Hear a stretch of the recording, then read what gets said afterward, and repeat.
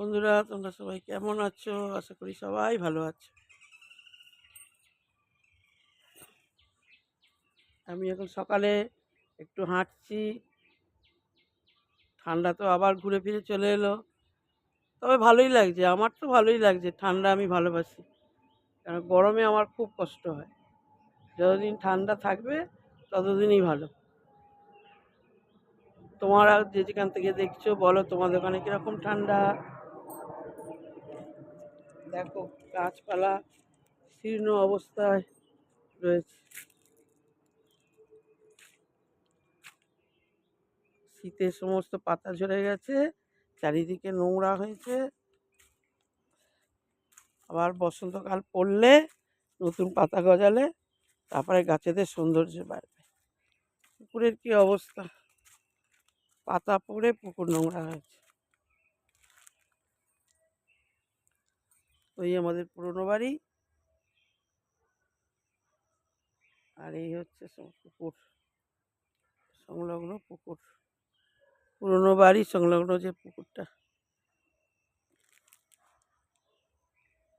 পরিষ্কার করা হয়, লোক দিয়ে আবার করানো হবে,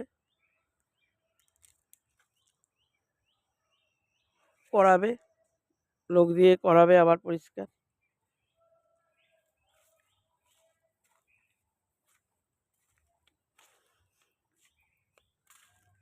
আমার গন্ধরাজ ফুলের গাছ দেখো কিরকম হয়ে আছে, পাতাগুলো হলুদ।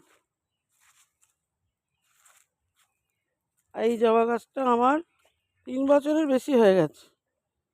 ডাল কেটে বসিয়েছিলাম, গাছটা হয়েছে। এরই সঙ্গে ছাদে বসিয়েছিলাম, কত ফুল হয়ে গেল। আর এর একটা এখনো পর্যন্ত ফুল হওয়ার নাম নেই। এক এক সময় ভাবি যে কেটে দিয়ে যাবে, থাক, বাইরে আছে, যখন হবে হবে।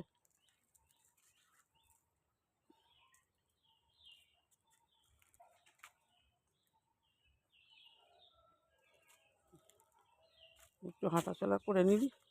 রোদ্দুর উঠে যাচ্ছে এবারে, রোদ্দুর উঠলেই তো কষ্ট।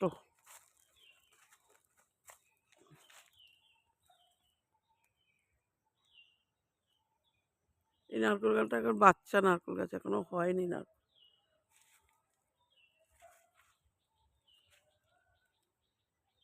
বন্ধুরা, কেমন লাগলো বলো, কমেন্ট করে জানিও।